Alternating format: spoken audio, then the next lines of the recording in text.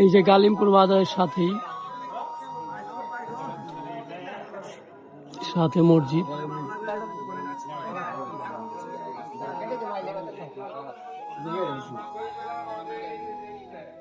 আপনাদের এখন চাপ খেতে নবাবগঞ্জ যেতে হবে না, জয়পাড়া যেতে হবে না, আপনারা আমাদের গালিমপুরে ভালো মানের চাপ পাইবেন। এই গালিমপুর মসজিদের সাথে। সকালে ভাই কি কি আছে? সকালে পরোটা, ডাল, ভাজি, হালুয়া। আর দুপুরে? দুপুরে ভাত।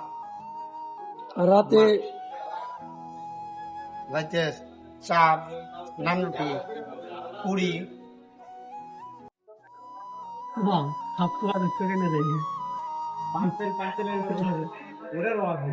আমাদের চাপ এসে পড়েছে, কত সুন্দর দেখা যাচ্ছে।